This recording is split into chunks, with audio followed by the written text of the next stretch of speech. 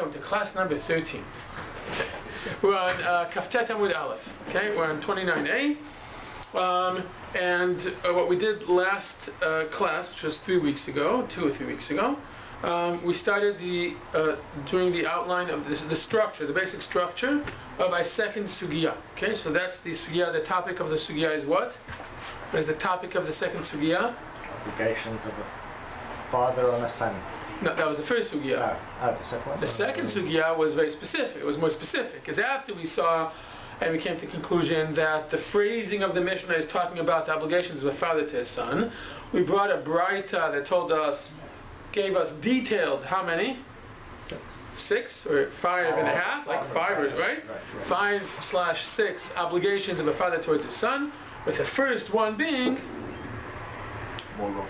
Lemulo, to give for a person to give his son a brit milah, and then the second sugya, which starts from the words Lemulo minalan, right? If you look at the wide lines in the bottom of the page, so if you look at the top of the wide lines, go 1, 2, 3, 4 lines up from the wide lines, smack in the middle of the line. Wait, 1, 2, 3, 4, 5. Sorry, 5 lines up from the wide lines, in the middle of the line, Lemulo minalan. So, and this is really, really important. After the Gemara, the first sugya brings that quote from the Braita, it kind of says, kind of seals the conversation, but opens up a whole new one. Okay, and we said, what is it that's left open after the quote from the Braita? You don't remember? It says a father is responsible for the following things. It doesn't say that a mother is not responsible. Very good. So we kind of have 2 things to figure out about each one of these.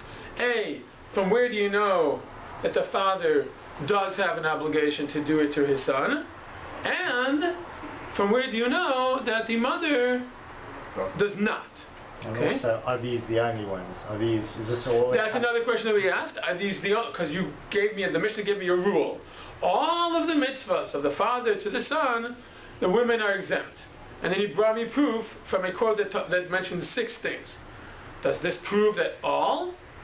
So that's something we're going to leave for later on, because maybe these are the only things. Or maybe this is okay. So hopefully everyone has this. Okay. We did the function words, and where we stopped, where we ended off, is we did we'll read it again. We'll do it very quickly again. Okay, this is what we do. When you get into a new sugya, you skim through it looking for words that you identify as function words. Meaning, again, function words are words that indicate for us what the Gemara is doing, not necessarily what it's saying. Okay, because that gives us structure, because we know, I know now there's going to be a question. Okay, so now I need to look where the question ends and where the question begins, and we pick those up with the function words. Okay, so we're going to quickly run through the function words again. Someone walk me through it based on either from the Gemara or from the page. Minalan. Very good. Minalan means what? From where? Right. Minalan is a question. Okay. She'ela. Then what? Dichtiv. Which is what? Usually, Rabbi Yair says it serves more as a tshuva, as an answer. Does that make sense? That a she'ela will be followed by tshuva? Absolutely. Next. Veheicha, right? We remember we couldn't find it at first, but we realized that it's got to be in there. Okay. Veheicha is what? A meimra, meaning just a statement. Okay. Now, what is the relationship between the tshuva? We had a question and an answer, and then a statement. Are these directly connected? Do they seem? Probably not. Probably not. I mean, they might be on the same topic, but is this a response to this? Is this a proof of this? Is this a direct continuation of this? Is this an attack on this? Meaning, are these? Meaning, again, they might be, as later soon we'll go in the content and we'll see they're on the same topic, But is this a response to this? No. No. Okay? Meaning, is this a response to this? Absolutely. Okay? So this becomes, right? These are connected. Okay? So there's a question with an answer. And then we start a new stage. Okay? What's after the Vehecha?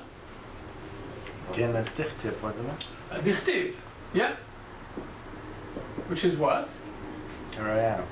Very good. A proof. Right? Because what does the word dichtiv mean?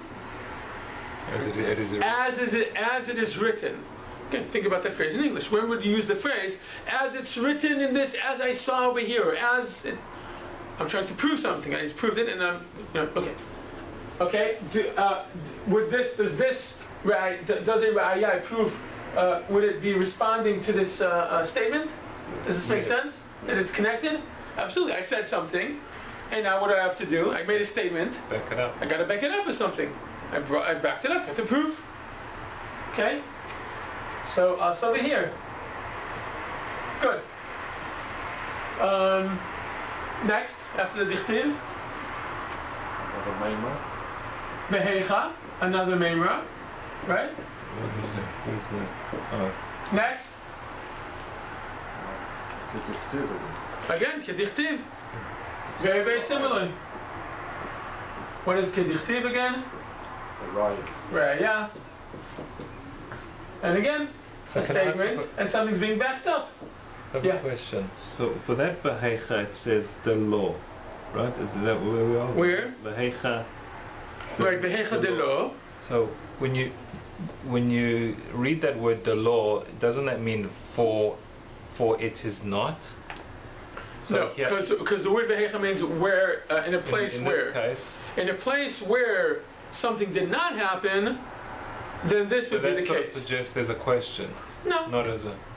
I mean, but it's not phrased. It could be phrased as a question, but it's not. Okay. Okay. So not next.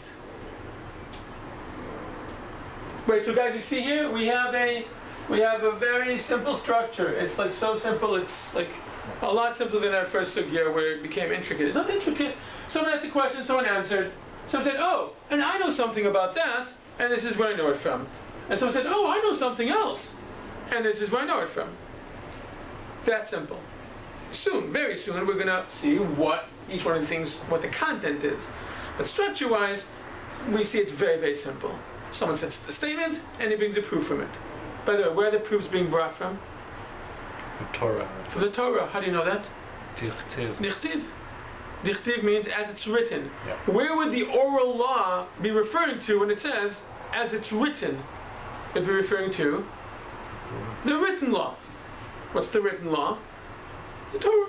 What's another way you would know that it's quoting that the source it's bringing to bring its proof from is from the Torah? Kra. Yeah, but I'm saying over here. If there was a kra, right, that's a key word. But from here, well, how else would you know? The footnote. The little circle, either depending on what version you have. Let's say if you're looking at, well, you have a little circle, or by you, there would be a little letter there, like a footnote, right? Sending you to the sidelines, telling you it's an actual pasuk, right? So you see the little circle, and the one that you have over there, there should be those little circles that tells you it's a pasuk, right? And if you look on the sideline, you can even see where the quote's taken from. Okay, what's the next one? Minalan.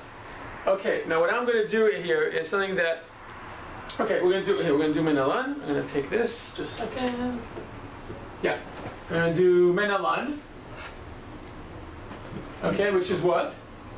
I don't know. A she'ela, right? Because what does the word Minalan mean? From where do we know, or from where? Okay, if you hear me saying in English the word from where, you know I'm asking a question. Okay, next followed by. Dichtiv, right? See the repetitiveness here? Which is what? What's dichtiv? Raya. Raya, in this case it would be a tshuva, right? I'm bringing a proof answer, okay? Do the shala and tshuva relate to each other? Mm-hmm. Absolutely, one leads to the other. Okay, again, obviously you see it's just the same exact thing, right? Next, what's the next stage? Minala. No. Wasn't? No.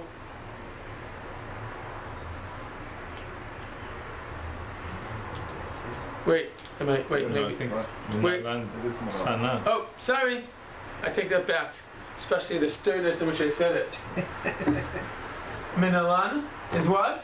Anyway, What? Sha'ila. A she'ela. Okay. Then what? Teshuva. Wait. What function word? Tana. Sana. Tana. Which would serve as what? I ask a question, and then suddenly a source appears. Raya. Raya, Tshuva. but raya, a tshuva, because a raya would have something like kedamar, dichtiv, deamar, deamrinan, as. Raya would have one of those. This is just I'm asking you a question, and I'm telling you. Again, what does menalan mean? Menalan means from where do you know? And then I just bring you a quote. It's an answer, right? Tshuva. What's next? What? A dichtiv? Right? And after that? Right, so the dichtiv is what? What's a dichtiv? It's a raya. A raya. Does it make sense that after tshuva will be a raya? After I answer something, there'll be a proof for it? Absolutely. And after that? Another dictive. Another dichtiv. Does it make sense that after bringing you a proof or something, I'll bring you another proof? Not really. No, so we're missing something there. But we're not going to figure it out now, we're only going to figure it after we see it. Okay? So, I know it's a little blurry over here. I know it's hard to see because of the board. Okay, but Shalat Shuvah obviously relates to each other. Okay, wait. Yeah. Okay. Now, Shalat Shuvah. What is the relationship, would you would say, between this unit and this unit? There's a Shalat Shuvah here and Shalat Shuvah here. Do you think that this Shalat is correlating to this or not? Could be either way. Yeah. We don't know. We would have to see the content itself. You'd expect so. But you'd expect so. Meaning over here, we have a question and an answer, and there's just a statement. Okay, so these are separate. There doesn't seem to be any connection, direct, that one leads to the other. Whereas over here, we don't know. It could either be a completely new question, or it could be, well, you answered me, but there's still something I'm missing here. Remember the first, just to use the example we used at the beginning of the year. I come and I tell you, I just saw, a car accident. So someone comes and say, where? And I'll say, on the center, Baptist and Center intersection. And say, what happened? Okay, those obviously relate to each other. Or I can come and say, completely different question. What time is it? Nothing to do with each other. We don't know until we see the content. Okay? We don't know if these two are actually connected or not. But if they were connected, wouldn't the next logical stage be Shalat Teshuvah Kushya? Not necessarily. Depends. Am I satisfied with the answer that I got, or am I still missing information? Or did I get the answer I wanted to, and I think you're wrong? Remember, that's the fundamental difference between a Shalat and a Kushya. A Shalat comes from a place of ignorance. I don't know, I need more information. A Kushya comes from a place of certainty. I know something, and you're wrong. Okay, so I don't know yet. We don't know. Again, this structure, this process that I use, that we've been using, it's not giving us all the answers, but it's giving us some kind of map that we can now, what we're going to start doing now is we're going to go through the Gemara and piece it into this, and it makes us easier to figure out what the Gemara is saying, because I have a basic understanding of what it's doing. I know that when it gets over here, it's asking a question. I don't know if it's asking a new question or a question on this. I promise you, though, that now when you actually see it, you will know immediately, since all you're left here to figure out is this a new question, or it's really this. Once you see the words and the content, you'll get it immediately. It'll be very easy, okay? Because you know what to expect. But over here, we have a bit of a question. We're not sure what's going on over here. We have a she'ela, a tshuva, and a re'ayah. So that would theoretically go together. Just a second. That would theoretically go together. Okay, but then we don't understand why we have another re'ayah. Is it part of the same proof? Did we miss a stage here? Because I wouldn't need to prove something and then immediately follow a proof. The only reason I would need to bring another proof is the first proof isn't good enough. And how would I know that the first proof isn't good enough? What should it be? If this first proof wasn't good enough, and that's why I need a second proof. Kushya problem. A kushya. Some kind of kushya would appear, or something would appear there to make you feel this isn't good. Oh, okay, I have a different answer, a different proof for you. But just to follow proof by proof, the Gemara wouldn't do that. Wouldn't need it. Okay, so this is where we left off. This is a little bit further than where we left off last class. Any questions before we continue? Okay. What we're going to do now is we're actually going to the next step, which is before I do this. Okay. Now, we said going into the sugya, we know that there are two topics that we're expecting to be discussed. One, how do we know that the father is obligated to give a brit to his son? And from where do we know that the mother is not? So, the reason I did this in two colors is because that's basically what's going on here. Erev Tov. That's just what's going on here. You see, the structure is very much the same. It's the same exact structure that's going on here and here. And basically, I'm giving this one to you because I wanted to help us kind of go through the sugya. This whole part, is question number 1. Oh, sorry. Is question number 1, which is from where do we know father is obligated? Father is obligated. And so we're saying, from where? From where do I know that he's obligated from? And then this one is the second part of our sugya, which is mother is not. Mother is not. Okay? And that's why we weren't really asking the question of where do we know that the father is obligated to give the breast or to do the pigeon ben or to any of those 6 things. That was never really our concern. How do we know that those are obligations? We were taking those as gifts. No, we're not. No. This is a very good point. Lord Jesus is saying, what do you mean? The Gemara has to ask, from where do we know that the father that they need to do a brit milah? The Gemara doesn't ask questions that are obvious. The Gemara doesn't. This is a highly complex, legalistic, book. It would be like saying the Harvard Law Review would have a whole article discussing, how do we know they're not allowed to kill people? It wouldn't need to. There's something called the Constitution. It wouldn't bother itself with such a question. But you're right. The question is not, from where do we know that there's a mitzvah to do a brit milah? The question is, from where do we know that the father, specifically, the father is the one who has an obligation? Meaning, you're saying to me, the Mishnah is saying, a father has, based on the Mishnah and the Braita and the sugya we saw, that a father has an obligation, but not a mother. So tell me, I want to know, where does it say a father needs to? And then I want you to tell me, where does it explicitly say that a mother does not? I don't remember a pasuk like that. You see, what I want to know is that the mother is not. To me, then that no, because it applies. Because what is the first sentence of the Mishnah? All the mitzvot of a father to the son, the father is obligated, and the mother, a man is obligated, and a woman is not. The Mishnah, made 2 statements. And you tell me that they apply to 6 things. I want to know prove to me that both parts of your statement apply to all 6 things. Okay? So when it says, when the Mishnah Gemara starts, let's look at the first phrase here. Lemulam and alan doesn't mean from where I know there's a mitzvah to do a brit milah. Read the Torah. You don't need me for that. From where do I know that a father needs to? Because that's where the sugya is at. Okay. I'd like to give out the next worksheet. Okay. The next handout, which is page 22. And what I've done is, I've basically taken exactly the structure that we did, but instead of making it linear, like this, I made it parallel. Because this is what's going on here.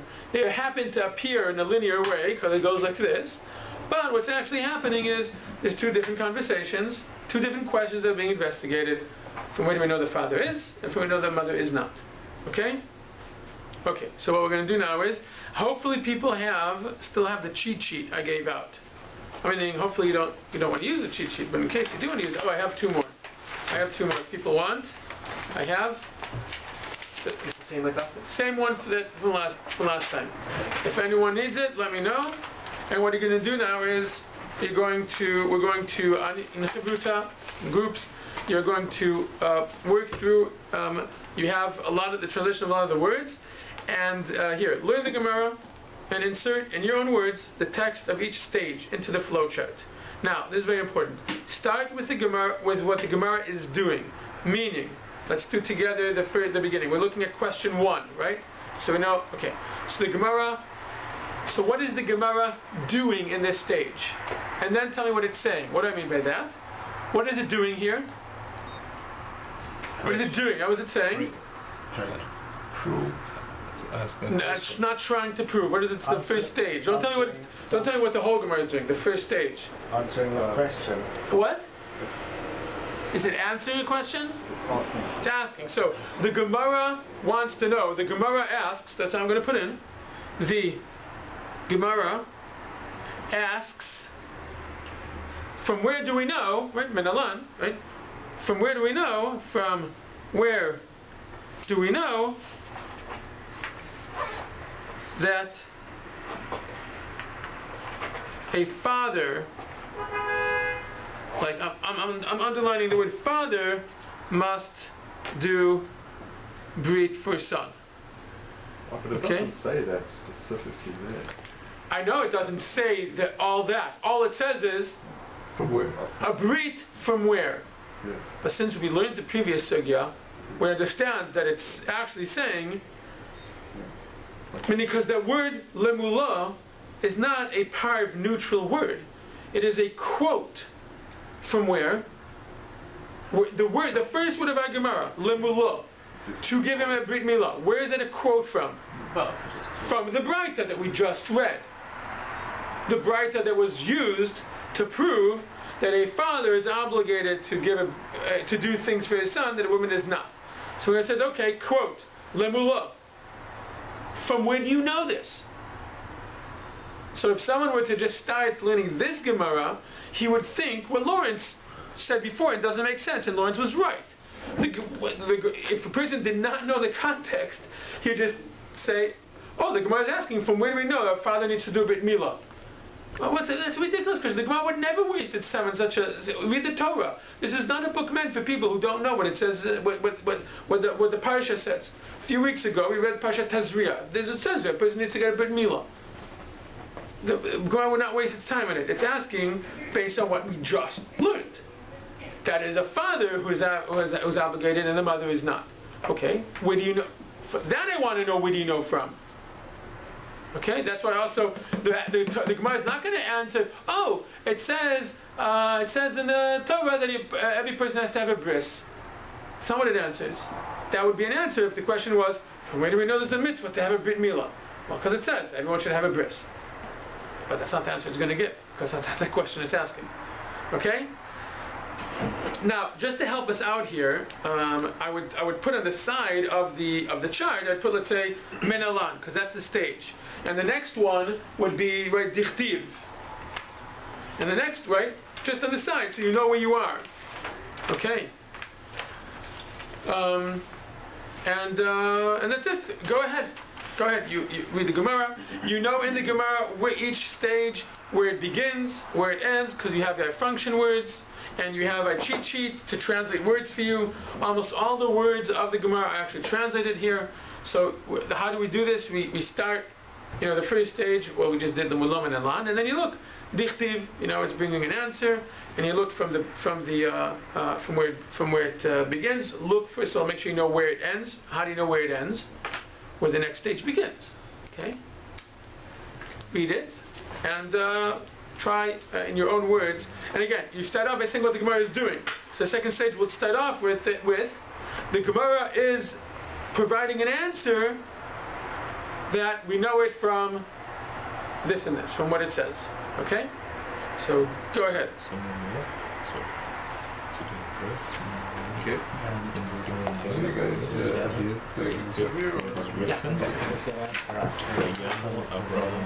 Okay. So then we know. Circumstances.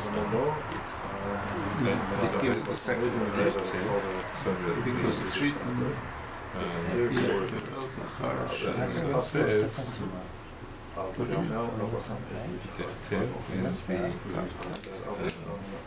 Yours is if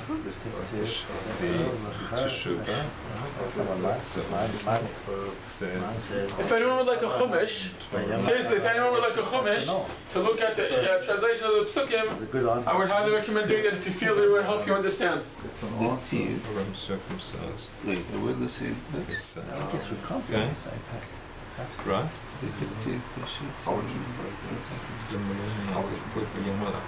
No, I think we're not here. It's here. That's interesting. Just in this case. So it's written, Abraham just for the father. In this case. breast. But it says afterwards, the recording is scored because of the Benot. Well, Well, I think in this case, what he did not. So the next Mimra. Okay, so then we've got In this case, the Vehecha.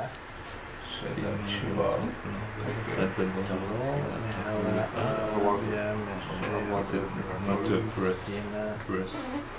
and It's But I don't know, I might be reading into it too much, but maybe it's the word Benot because the sentence wouldn't have, let's say it's Benot. So it could just say I agree 100%. David, I agree 100. I think it's not what it's not what the Gemara explicitly says, but I think that that's what it's doing. Yes. Because I think it's proving it. Extraneous and How? I agree 100%. I think that the Gemara doesn't say that, but I think that's what it's thinking. It is not matching. We're not proving that yet.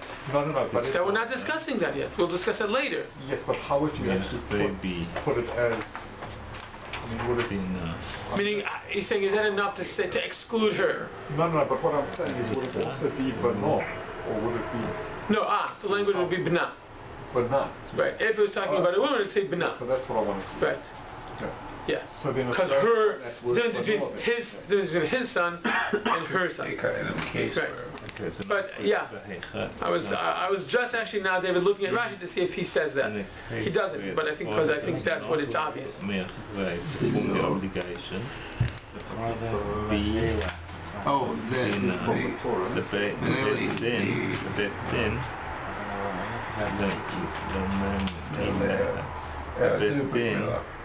the bet is obligated to do it.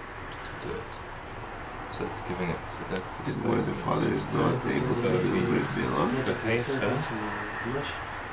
The function word. The court has to do it. Say did the court is obligated to do it. So now it's saying that's the statement that in a situation, in a situation where a father doesn't do rest, so in case where the father does not do the big meal, cannot, right? Yep. Be Dina.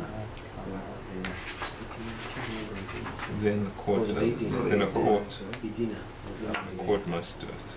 So if the father cannot do it, Okay. That's a statement. The Beit Din is chayav. Dictative for it. So you're going to give the raya, the proof. She never. Dictative. It's going to give a proof to the statement, right? What is? Oh. The base deal is obligated. So it says, Hamolachem. Do not give the verse. Hamolachem. Himol.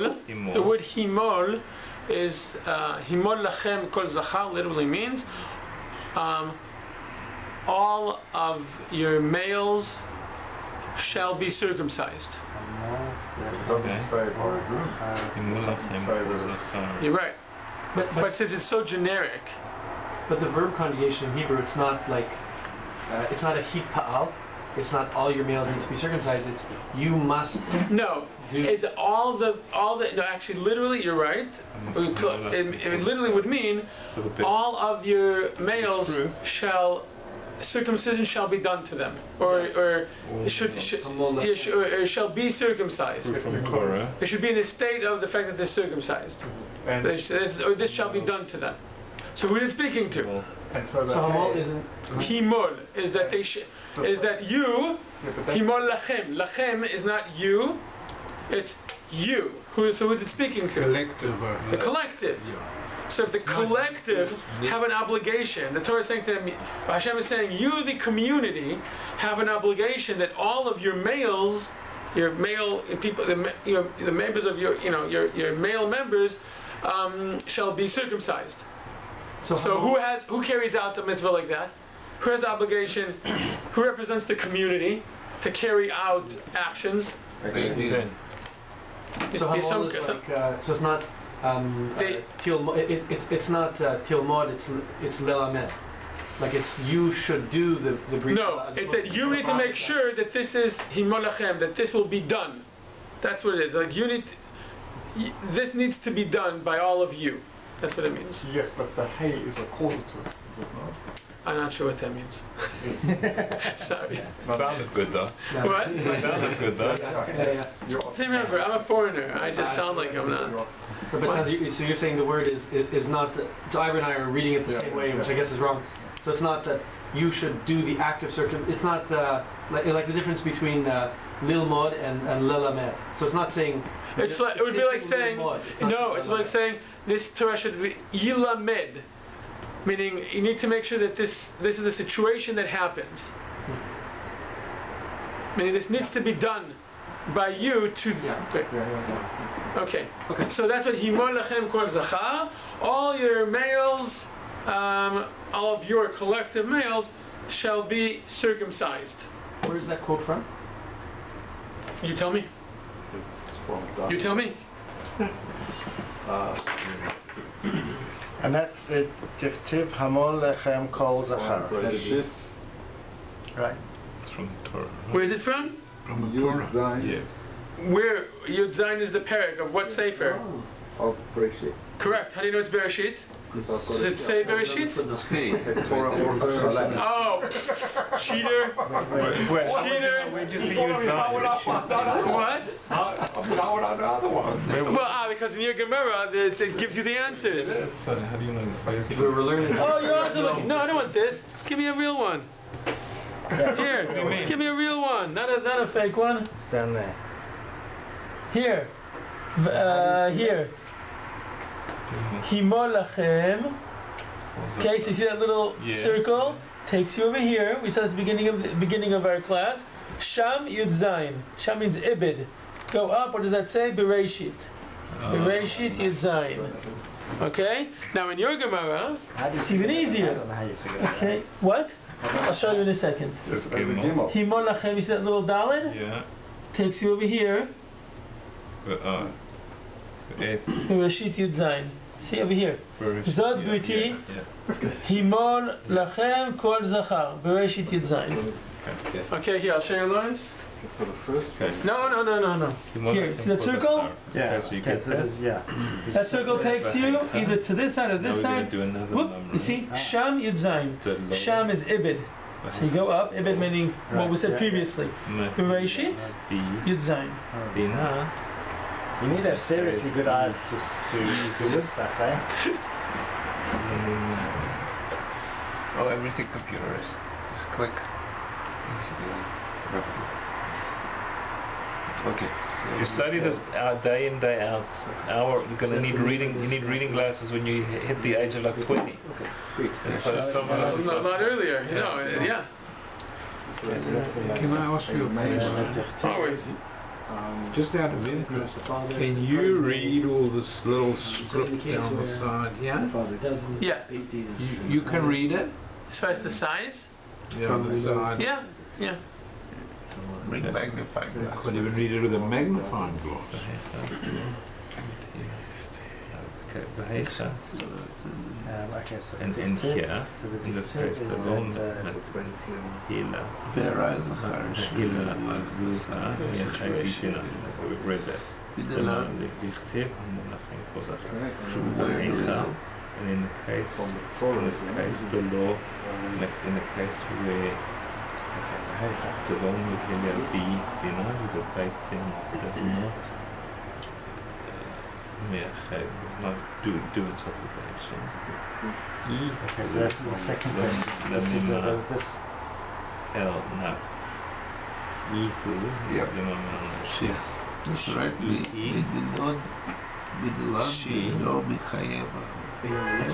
How do we do that? No, that's he. Look, don't get mixed up between he and ihu. Okay. He, the Another statement. something he is obligated. So when it's not done, when the Baitin doesn't do it, he, meaning the individual who should have been received the bris, is obligated to do it himself. Dichtiv, because it says. So now it's the raya, the proof of that statement. The ara, zahar, asher lo yamut, asher lo yamut et basar arato nefrata. The ara. So in case that the ara. Oh, you didn't translate the pasuk? The ara zachar. Arel Zachar, an uncircumcised male. Asher lo yamut, who's not. Okay, so what's that? So we're in circumcised. Asher lo yimor et beser olato, who does not circumcise his own What's this mean? foreskin. Yes, v'nichrata is cut off. Yeah? He's cut off. V'nichrata, like he gets karet. Right, correct. Okay? Right. So this is talking about the Korban Pesach. So it says, the pasuk over there says, a person, an uncircumcised male, who did not do a brit to himself, gets punished. So from this we can learn, obviously, it is also an obligation of a person to do a brit for himself. When would that be? When would that situation be? From the for. Can't do it when he's 8 days old. Can't do it when he's 5. Can't do it when he's 10. Can't do it when he's right. Later, because his father didn't do it for him or whatever reason, and no one else did. Who's no one else? The community didn't take care of it, so he's got to do it himself. So this is the Vahecha, right? Which is Vahecha, the law Machayel. So that's That's the now Torah. it says ihi. Machayev Ihu, Mechayev Ihu, Nafshe. Good. Means Nafshe means himself. Ihi is she. So now they're going to talk about she. So now they get to the second part of the question, so, which is why is the woman not obligated, right?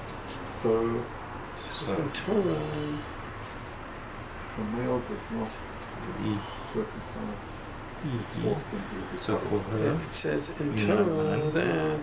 from where the law where do we know that she's not obligated? The Shayla, Tichtiv. Now we're going to have the Teshuvah. Kasher Shiva Oto. Is that Vahecha? That's a memra, right? So there's another as Hashem commanded. Say that again? The Vahecha about the guy who doesn't have a breast. Commanded him. He has to do it to himself. Yeah. That's a memra. Ish. It's a statement. Yeah. Then the proof. It's the proof to the answer of. It's true. No, I don't get that one. Same. In a place where the Beit didn't do it for him, he has to do it himself. So is that just, As it is says. that adding more evidence to the No. previous difference? No, it's not. So it's just a new statement. Both of those statements are not proof. That's why the structure here, as we did, see, it's in the same topic, but it's not part of this proof for this question. Okay, that's why I didn't connect it. It's just saying we're in the topic already. So let me just tell you. I just told you that your father's obligated to give someone a brit. And listen, we're already talking about it. How often do we go? Yes, but I'm saying, but it does not go to the question that the core question that we're asking, which is how do I know a father is obligated to do it to his son and a mother is not? This is a bit of a tangent. It's in the topic. Because remember it's a live conversation. So you just said, okay, you just said to me that the father's obligated to do this and the mother's not. From where do I know a father's obligated to do this? Oh, because it's a pasuk. So okay, that's a good answer. But tell me, if we're already talking about that, what happens if a father doesn't do it? Awesome. Oh, then the Beis Din does it.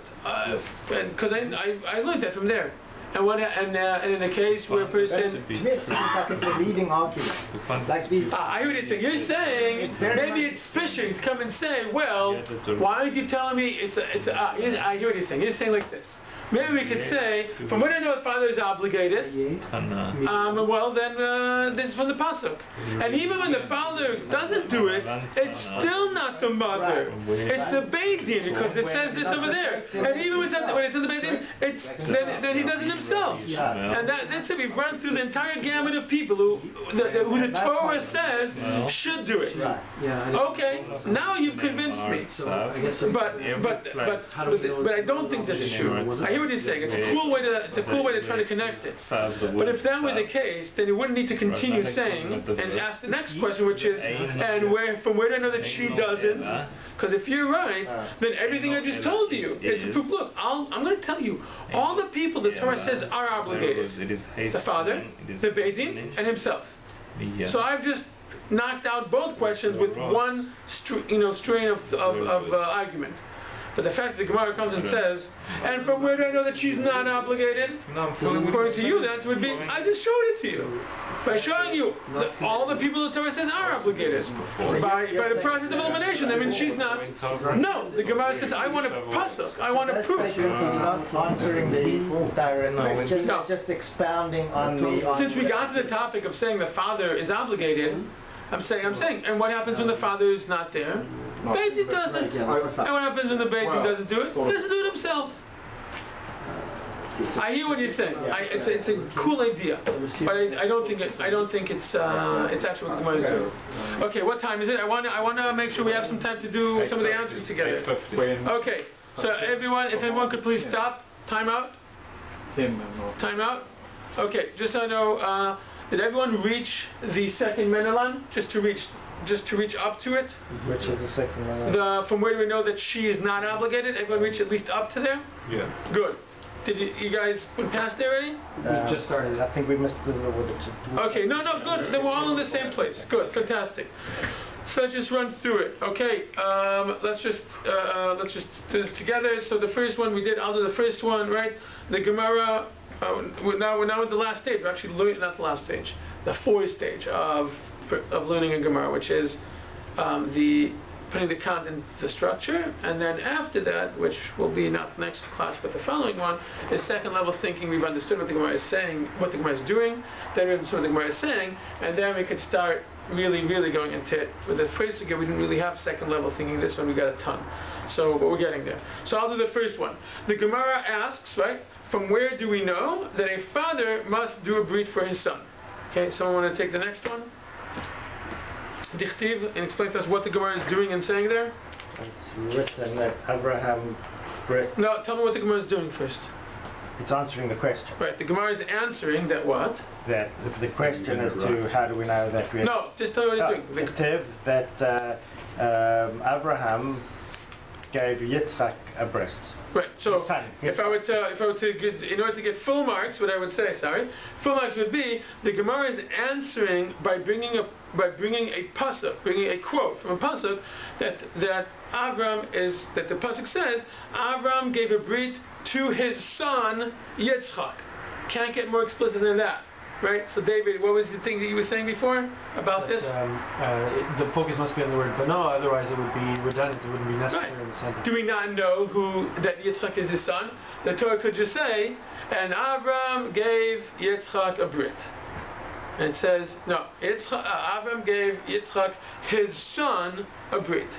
Okay, emphasizing the fact that this is part of the father-son relationship. He gave it to him because he's his son. Okay, not just because he's Yitzchak, because he's his son. He gave his son a brit. It's just a good point. What? Go ahead, Lord. I said it'd be Yitzchak that's redundant. Why? Because you could have just said Abraham circumcised his son. No, because he's saying no. Then we'd say okay because once because if it would say he's saying it should have said no. Yeah. Well, because his two sons. Yeah, but doesn't matter. And there's also his slaves, or that he circumcised. Okay, it's emphasizing Yitzchak, his son. The Gemara is making an excellent use here of saying, look, it draws a strong, because it's double, so what's the Bnah doing here? Oh, fine, what's the Yitzchak doing here? But Kisa, what's the Yitzchak and the Bnah doing here? He says he gave it to him because listen, he also gave brit to his slaves and to his other son, Yitzchak Beno, because he's his son. Okay, and the fact that both Yitzchak and Beno appear kind of doesn't leave you any other option other than to understand that it is a consequence of the fact that he's his father, the father-son relationship. Okay, who's going to take the Memra? Okay, someone want to read the Memra? Let's see, where does it start? Someone tell me, where does the Memra start? The Heifa, go ahead. Ivor, you want to go ahead?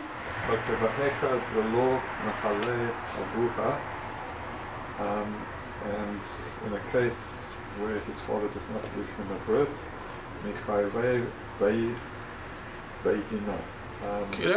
continue. Mechayvei Beidina. Good. Meaning what? Tell me what is the Gemara doing here? What is it saying? Okay, so first of all, it's bringing a statement. Good. That, or at least a maimah, that in a case where his father does not give him a birth, then the courts are obligated to give him a birth. Okay. Next stage. Someone want to take the next stage? Dichtiv. Who's got it? Go ahead. Dichtiv hamol lachem kol zachar. So what is the Gemara doing and what is it saying here? It's bringing a quote from the Torah saying... What is it doing? It's bringing a proof. It's a proof. Good. From the Torah. Which says that the obligation is on you, for all males. Right. The royal you have an obligation that all males are circumcised. So, like we said before, who would actually have to carry this out? The court, meaning the representation of the community. Yes, Ivor. No. Okay. So couldn't the penny dropped. Okay. Okay. Good. So can I ask a quick question? Sure. So why is it bringing that first? Because just like, doesn't Abraham as well circumcise his whole household? Isn't that a proof of the same point? Like why bring? No, that could be proof of the fact that a master has to do brit milah to his slaves, not that the court. Abraham is an individual. Yeah. This pasuk says the community, as a community, has a responsibility that all the members of the community, the males who are members of the community, have to be circumcised. So you can't bring proof from an individual. You got to bring proof from the collective. So there's a pasuk that says you, the community, must make sure that all males are circumcised. Okay, let's do the last one for this part of the sugya. The next memra. Oh wait, no, we just did. Wait, was that the whole thing? No, we have one more. Rabbi, just have a question then. So we looked it up. I looked it up from the quote, and it is exactly that. I mean, it's as black and white as it can be. So read us the translation. In English? Yeah. So it says, God says to Abraham, and as for you shall keep my covenant, you and your offspring after you throughout their generations. This is my covenant between me, blah, blah, blah, blah. Between me and your descendants after you, every male among you shall be circumcised. So, following the law shall be circumcised, right? Right. So, I mean, this is black and white, obvious. I mean, I can't speak for you guys, but I wouldn't have remembered that it's right out of here, unfortunately. But for anyone that knows the Torah really well, isn't that, why even bring this up as a maimer? It seems so obvious, unless so why even mention it here? I think this becomes back to what I said, which is the Gemara doesn't ask obvious questions. It's not asking a question here. It's making an obvious statement. It's making a statement. An unnecessary statement if it's not a He's saying a second level question would be, which is like, why is this an obvious? Is there something here that wouldn't have been obvious? Is there some kind of chiddush here? Is there some kind of thing that is... the sequence, who goes, who gets priority. But why? Okay, so maybe that's the part. Can we saying, look, first the father has obligation. If the meaning, could the court come and take my baby and say, listen, we have a chiyuv to do this? So no, the father has an obligation. If the father doesn't do it, then the community has its own individual, independent of the father. The community has the obligation to do it. But first the father, then the community has the obligation, and then the third part of the sequence, I think maybe that's why it's not a question, because you wouldn't ask the question because it's a mefarish pasuk, so it's just stating it. I think maybe that's why, because we all felt here like there should be a question, but it's not a question because it's obvious, so it's just stating fact. Could it be, and I don't know what comes after, and maybe this addresses after, but maybe it's wrong. Could it be that the presence of the sentence is to say, in a case where the father doesn't want to, the kahal still has to then absolutely would include that. Because that would explain the presence of the sentence, because otherwise it's kind of, everyone knows it and it's kind of... So he's saying it's basically saying, even if the father doesn't want it, even if the father is not, it's not just the father's absent, it's not just the father might not have enough money to pay the mohel, the father doesn't want to do it. It would definitely include that. So if you look, because that would be a reason to have the sentence here. Otherwise, for people who are at least more learned than me, they wouldn't even need this. I mean, look at the phrasing. In a place, in a situation where the father did not circumcise him, the Beit Din have an obligation to do a circumcision for him. Okay, let's just continue. Let's just finish the last stage of this last stage here of this part of the sugya. The first half of the sugya. Okay. So where's the other veheicha? The last veheicha is veheicha. Someone want to take that? Alex, want to take that? Yeah. We're in the 2 lines up from the fat lines. Veheicha. Sorry. The law. Be'aleh b'dira. Good. Li'achev. Eicha lebe. Ihu. Libe chal. No share. Good. So what's the Gemara doing and what is it saying here? It's now members or another member. If the Beit Din is not doing it, then he has to do it himself. Good. And where's in the I'll do the last one. Dichtiv, as it says, Ve'arel zachar asher lo yimol et besar olato v'nichreta. As it says in I can't see where this is from.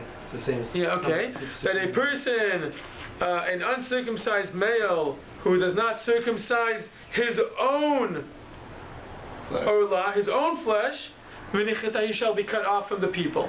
So over here you see it saying a person also has an obligation to do it himself. So what the Gemara did here, it created a sequence. First it's the father's obligation. Then it's the Beit Din's obligation. And if neither of those take place, then a person has to do it to himself. This also makes sense chronologically. First the parent. If the parent's not there or not willing, baby can't do it to himself, right? Then the community has to take responsibility for this. But if there's also no community, a person finds himself as an adult who is not going through Brit Milah, he has to take care of it for himself. He has his own mitzvah. So what's interesting is this can bring us to the end of this part of the sugya. But it's interesting to say, okay, there's a mitzvah on a person, meaning we all have a mitzvah, every male, that if he has not been circumcised, you have a mitzvah. One of the mitzvot is to make sure that you have the person does the Brit Milah to himself. But it's first carried out by the father, It's not the father of the Beit Din, but it's created this sequence. That sequence has to be in order to lead you down the path of, and you can see that it's not the mother. Because otherwise it's answering the question, do we have to have a bris? As opposed to, does the father have to... I hear what you're saying. I know, you're still fighting for that. The father being... I know you're still fighting for that, yeah. but I wish it were true. Like, I wish it, because it sounds so logical. Why tell us these things then? They have no relevance to our question. They don't, you're right. They're relevant to the answer we gave. And it's remember, it's a live conversation that's taking place, and you're on a topic. Yeah, gone off on a tangent. Yeah, but it's not like a crazy tangent, like I start telling you a quote from a movie. Like I do sometimes. It's a tangent which is kind of in topic. And now we can get back to the topic. Okay, great. You've proven to me 2 stages back that a father has an obligation. Away from the original answer. Because the original question was, how do we know that the father has to give his son a bris? Because it told us that Abraham gave Yitzchak his son a bris. And now they're going, well, maybe he doesn't. Well, but if Yitzchak doesn't, and someone else does. And if Beit Din doesn't. I hear what you're saying. But I wish it were true. I know. You know what? It's possible that part of the next answer is, look, if they've given a thorough list of everyone linearly that's responsible leading up to the man himself, if the woman's not on that list, well, that's what I was saying. No, but that's my rejection of him. No, that's what I'm saying. I'm saying I hear that, but I'm saying I would love it if that were true. But if that were the case, and you wouldn't need the next question, which is, from where do I know she doesn't? The answer should be, I just listed all the people in the Torah that all the people in the Torah that have an obligation to give a person a circumcision. His father, community, himself. Who's not on that list? A woman. So why you need to bring me some other proof? Yeah, but so obviously it's not serving for the proof. I would debate that you've given a verse. The first question is you quoted a verse from the Torah which says, and Abraham circumcised his son, right? Yeah. The Torah also talks about the situation where when Moshe was going back to Mitzrayim, that's a good question. Zipporah circumcised. That's a great question. We can't deal with that now. That's the second other thing. That's another verse that proves that maybe a woman should do it, or could do it. Great question. Does someone want to try to answer that? No, we'll wait till next week. No, it's an easy answer. I just thought of this now. It would be interesting to see if someone asks that, like from the Rishonim. The sequence works because there was no Beit Din. He was too young to do it, so. So then the woman was obligated. Not obligated. No. Think about it. Think about the story over there. Who was going to get into trouble there? Moshe. She saved Moshe's life, right? Moshe, meaning Hashem, was about to kill Moshe. Why was he about to kill Moshe? Why was he about to kill Tzipporah? Because he hadn't done it. Yeah. What? Why was he going to kill Moshe? Because Moshe had not fulfilled his obligation. So she, the one who was not obligated, barged in and last minute saved him from the fact that he did not fulfill his obligation. But he still did. If anything, you could use it as proof. Not only does it say that there's something that a woman is exempt from, is she prohibited from doing. These are 2 very different conversations. I can be exempt from something, but still choose to do it. Women, as we'll see later on in our Masechet, women are exempt from doing a lot of mitzvot like sukkah, like lulav. They can still do it. They can even say a bracha on it. They're just not obligated to do it. So that does not prove. I'll prove that she did it. What that does prove is that if a father doesn't do it, right, his life is at risk, and before you even get to the community having to do it, a woman should do it. No, it doesn't mean that she has an obligation. It doesn't mean she has an obligation. It means if she does it, she could. No, this is good. He's saying maybe this can prove that she can fulfill his obligation for him. Like she could be his shaliach, or she can be his messenger. But it cannot prove for me that she has the obligation. If it says that he was going to kill them, and she quickly did it, you say, oh, look, she had an obligation. She was not fulfilling her obligation. She was about to be held responsible. That's not what it says. He was held responsible. If anything, it proves the point that the Gemara is saying only the man is. If anything. But it's interesting. Why is that pasuk not brought in here? But it does prove that the mitzvah is not to do a bris. The mitzvah is to make sure a bris is done. Absolutely. Because otherwise. So I'll tell you in the second level stuff, when we get to the Rishonim, we'll see, and those who come and say, the main mitzvah is on him, on the kid. To be, but since he can't do it, the father acts as his shaliach. When the father can't do it, the Beit Din acts as his shaliach. And if not that, then okay, then you go back to the default. But an 8-year-old baby can't do it to himself. But we'll get to that later on. That's where it gets loopy. But we don't want to get to the loopiness yet.